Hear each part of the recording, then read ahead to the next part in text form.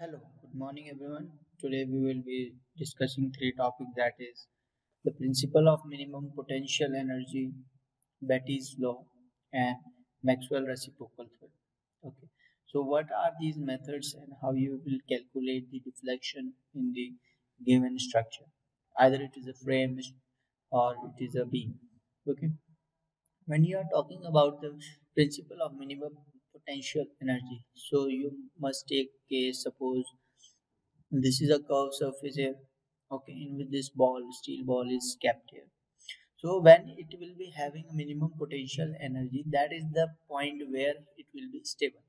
Okay, suppose अगर आप उस कर्व्ड सरफेस पे देखिए, कर्व्ड सरफेस है, यहाँ पे से अगर मैं इस पे बॉल रखता हूँ और इसको लीव करता हूँ तो ये फ्रीली मूव होगा, कभी ये इधर जाएगा, फिर ये यहाँ से वापस आएगा, फिर ये इधर आएगा, तो ये ऐसे चलता रहेगा। ठीक है, ये पेंडुलम की तरह वर्क करेगा, इधर जाएगा वापस जाएगा।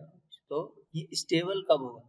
स्टेबल तब होगा जब ये विद रेफरेंस टू ये सरफेस है। फॉर एग्जांपल अगर ये सरफेस है तो इस सरफेस के पे ये स्टेबल कब होगा? जब बॉल यहाँ पे आ जाएगी एग्जैक्ट, तो उस पॉइंट पे उसकी पोटेंशियल एनर्जी क्या होगी?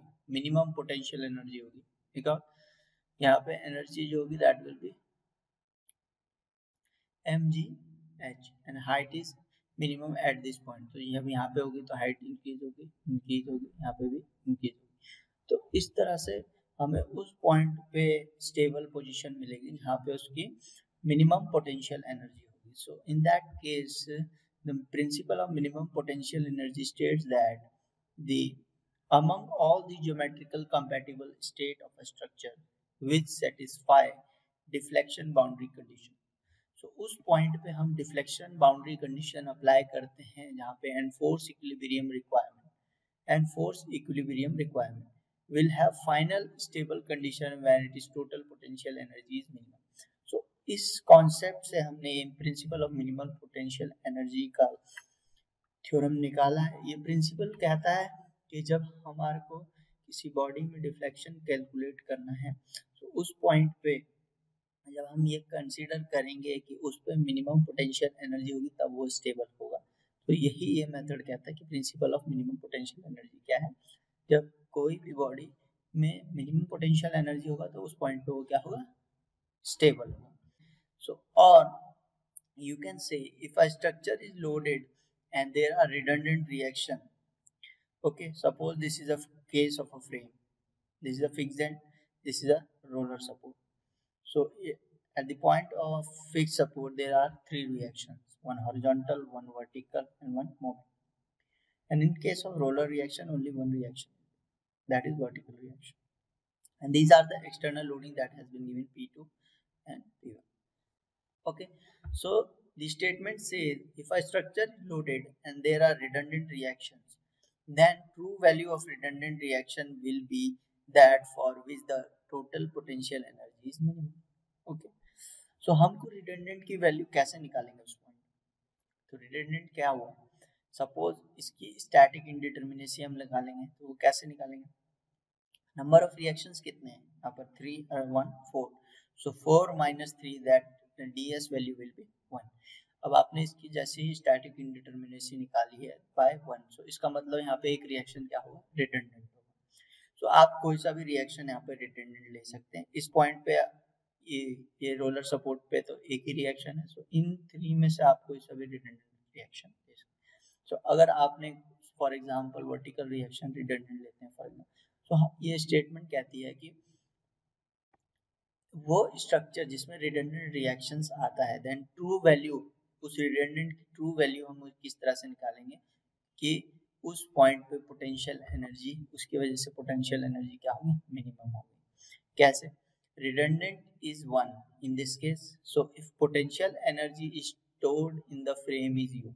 अब पूरे फ्रेम में अगर पोटेंशियल एनर्जी कैपिटल यू के बराबर अगर इसमें स्टोर होती है due to the external loading, then the true value of redundant reaction will be that for which u is minimum। so हम उस redundant की वैल्यू कैसे निकालते हैं कि उसकी वजह से जो उस पॉइंट पे हम रिएक्शन रिडंडेंट रिएक्शन की वैल्यू निकालें वो ट्रू किस पॉइंट पे होगी, जिस पॉइंट पे हमारी पोटेंशियल एनर्जी क्या होगी, मिनिमम होगी। सो यही हमारा principal of minimum potential energy कहता है कि किसी बॉडी को अगर हमको स्टेबल कंडीशन में दिखना है वो किस पॉइंट पे होगा जहाँ पे उसकी potential energy minimum. So next is Betti's law. So what does the Betti's law states? Betti's law कहता है, सो फॉर एग्जांपल देखिए कि बीम है simply supported beam, P1 loading की वजह से अगर आपका बीम में डिफ्लेक्शन आता है Y1, ठीक है, P2 जो लोडिंग है उसकी वजह से डिफ्लेक्शन आता है Y। ओके, सो ये क्या कहता है बेटीज लॉ? अभी देखिए आपको क्या कहेगा, अगर हमने इसी बीम में P1 पॉइंट पे देखिए दो कॉन्सेप्ट लगेंगे इसमें। देखिए अभी हम एक बार हमको P लोडिंग लगानी है और एक बार Q लोडिंग लगानी है। सो तब क्या कहता है बेटीज लॉ? कहता है in any structure the material of which is linear elastic. देखिए ये कहाँ पे वैलिड होगा बेटीज लॉ, वो भी देखिए, जब मटेरियल लीनियर इलास्टिक होगा, हुक्स लॉ वैलिड होगा, सपोर्ट्स आर अनयील्डिंग, कोई सपोर्ट्स यील्ड नहीं कर रहा है, टेम्परेचर इज कांस्टेंट। सो उस पॉइंट पे जो हमारा external virtual work done by P system of forces, जितना भी external work done by P forces होगा, सो वो किसके वर्क डन के बराबर होगा, जो पी दूसरा क्यू सिस्टम ऑफ फोर्सेस के एक्सटर्नल वर्क डन के बराबर होगा, virtual work done of Q system of force. So यही कॉन्सेप्ट कहता है बेटीज लॉ। बेटीज लॉ क्या कहता है, अगर P1 जो हमने लोडिंग लगाई है उसकी वजह से जितना एक्सटर्नल वर्क डन है, सो दूसरा जो सिस्टम होगा उसी बीम पे उसका external work done will be equal. Okay, so देखिए virtual work done by P system of forces क्या होगा, पी सिस्टम की वजह से P1 into Y1 plus P2 into Y2, ये हो गया external work done by P system of forces. अब virtual work done by Q system of forces क्या होगा, Q1 Y1 कैपिटल Y1 हो गया, Q2 कैपिटल Y2। सो ये आ गया आपका एक्सटर्नल वर्क। सो बेटीज लॉ कहता है ये दोनों external work done will be equal. Okay, I hope ये कॉन्सेप्ट क्लियर हो। बेटीज लॉ क्या कहना है, स्टेट्स करता है कि अगर दो सिस्टम ऑफ फोर्सेस किसी बीम पे लगे, P सिस्टम ऑफ फोर्सेस और Q system of forces, so external work done by a P system of forces will be equal to the external work done by a Q system of forces. Okay, now last one is Maxwell reciprocal theorem. Maxwell reciprocal theorem कुछ अलग नहीं है, बस बेटीज law की application है। एक case है, उसका स्पेशल केस है, जिस केस में जैसे हमने अभी बेटीज लॉ की बात करी, बेटीज लॉ ने क्या कहा था कि दो सिस्टम ऑफ फोर्सेस हैं, पी सिस्टम और क्यू सिस्टम। बस मैक्सवेल रेसिप्रोकल थ्योरम में क्या होता है कि वो जो सिस्टम ऑफ फोर्सेस है वो इक्वल हो जाती है, P is equal to Q हो जाता है। ओके, सो यहाँ देखिए क्या लिखा है, it is a special case of Betti's law in which P is equal to Q। For example in a beam or a structure the deflection at any point D। देखिए ये बीम है, simply supported beam, W loading है C point. So अभी हम Maxwell reciprocal theorem की बात कर रहे हैं, तो ये क्या कहता है कि जितना इस लोडिंग की वजह से D पॉइंट पर डिफ्लेक्शन आया दैट इज डेल्टा D, और D पॉइंट पे अगर सेम लोड लगाया जाए और C पे कैलकुलेट किया जाए डिफ्लेक्शन, दैट इज इक्वल। तो यही मैक्सवेल रेसिप्रोकल थ्योरम कहता है। For example in a beam or structure the deflection at any point D due to the load W at other point C पे loading की वजह से D पे deflection is same as the deflection at C due to the same load at D. So interchange करेंगे उस point को, तो D पे क्या होगा, लोडिंग लगाएंगे और C पे डिफ्लेक्शन देखेंगे, दैट इज इक्वल। ये कहा है मैक्सवेल रेसिप्रोकल थ्योरम। पर हम इसको बेटीज लॉ से अगर चेक करेंगे, बेटीज लॉ ने क्या कहा था, work done by an external force system is equal to the external work done by the other force system. So यहाँ पे एक फोर्स सिस्टम क्या है, W फोर्स सिस्टम है, तो इसकी वजह से एक्सटर्नल वर्क डन कितना हो, W into delta C। Okay, और दूसरे फोर्स सिस्टम, यहाँ पे फोर्स सिस्टम इक्वल है, फोर्सेज इक्वल है, P इक्वल टू Q है, तो यहाँ पे भी W है, तो W into delta D।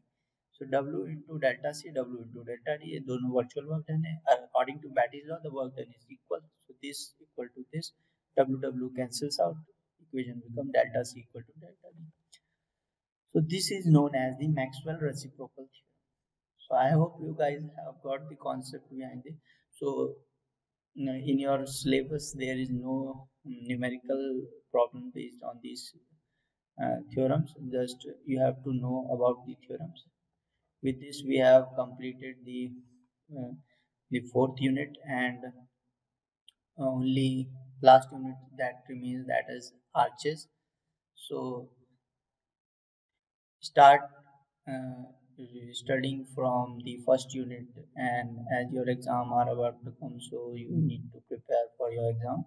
So if you have any doubts, you can contact me. Okay, so thank you very much.